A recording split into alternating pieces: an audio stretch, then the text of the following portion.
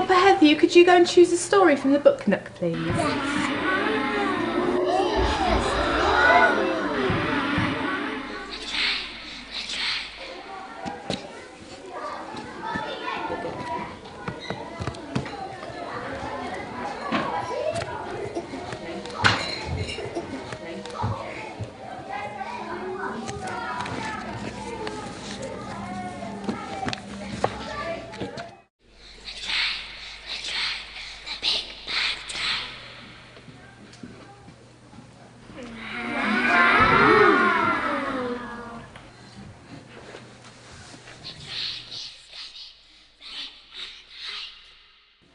Well, Helper Heather, you've chosen a really special book. This book was given to me by my grade 9, and I think it's a story that you'll all really love. It's very old, and some people think that this is actually a true story and not just a Welsh myth. The title of the story is How the Draig Came to Fly for Wales. A long time ago in the northeast of Wales was a village called Penly. The people of Penly were a happy folk, but after years of terrible rain and cold weather, they were finding it difficult to survive. Their firewood was too wet to use to cook and heat their homes. I'm hungry and I'm cold. My firewood is soaked through. I'll never light our fire to cook with. How will I keep this house warm? This is all like Draig's fault. It's the Draig's fault that everything goes wrong around here. If we didn't have that Draig living wood over there, we wouldn't be having these problems. We need to go and see the village elders about this. In the village of Penly there was a wood, and in the wood lived a dragon. The Welsh word for dragon is Draig. The people of Penly had never met this dragon, but from the stories that they told and stories that they'd heard about other dragons, they knew that they should be avoided at all costs. So off went some of the villagers. They went to seek advice from the village elders, who everyone turned to in times of danger.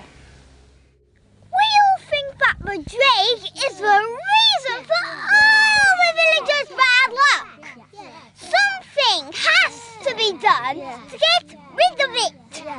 No, use the Draig. He breathes fire, and fire is what we need.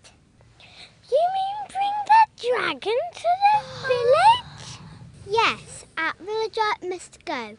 They will catch up that Draig.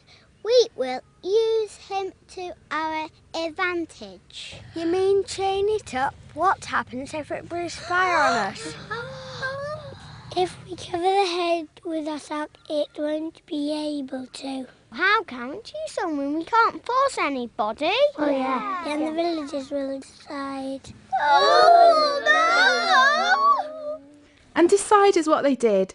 A big meeting was called and the whole village turned out. They decided that a contest should be held, and this contest would consist of feats of bravery and daring. Contestants had to run from the top of Dinas Bran as fast as they could, dodging thistles, and do it without a single nettle sting. Out of the river at Bangor-on-Dee, they had to fish out 5 warty toads and hold them in their hands without squealing. And finally, they had to find the biggest, hairiest spider dangling in a web in the yew trees at Overton and stroke it 10 times. The winner of this competition was not a big burly man, but a little girl called Nia. Nia had a brother called Hugh, and they were always daring each other to do horrible things. So Nia was armed with a chain and a big sack and sent off into the woods to find the Draig. Thanks for coming this far with you, but from here on I have to go alone. Who'll thou in here? That Draig's your fear. Here, take this lucky bracelet of touch. He always used to say it's for bring that way a good look and safety. Oh, thanks! Me? Fear? Don't be silly.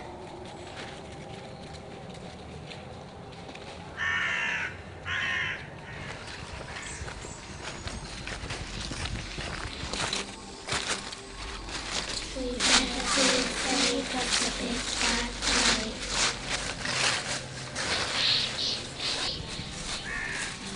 But the further into the woods Nia went, the scarier everything began to look.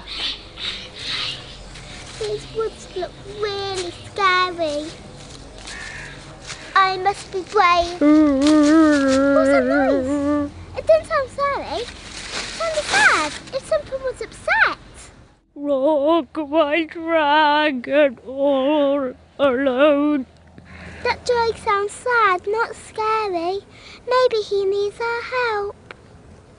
Who's there? Who is it? Who is in these woods? Is that you, Draig?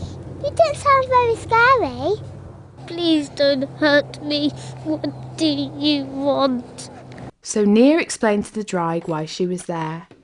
And the Draig explained to Nia that he was in fact scared of the villagers too, and he was very sad and very lonely.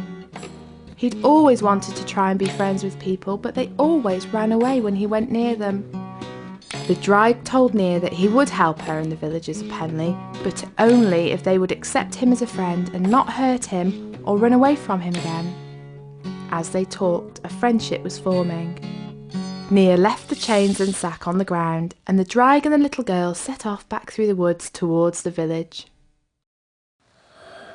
Look! It's Nia and the Draig, but... Oh no! Where's the sack? Where are the chains? That girl is too fearless for her own good. What is she doing? Don't you think that the dragon looks a bit scared? Yes. So Nia explained to the villagers and the elders what the Draig had said. And one by one the villagers turned to the Draig and they said that they would be his friend. I'll be your friend.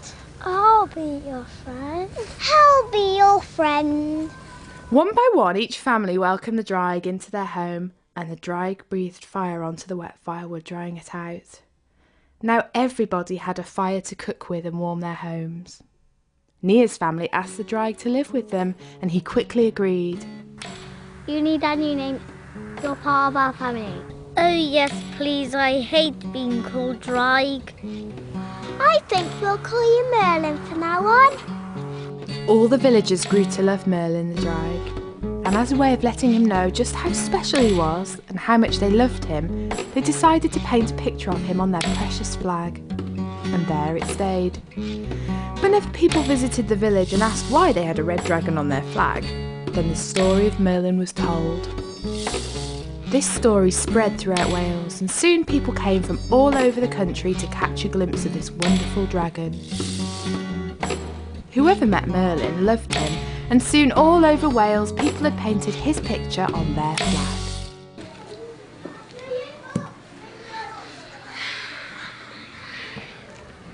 Is that a true story? Well, I don't think so, but it is a lovely story, isn't it?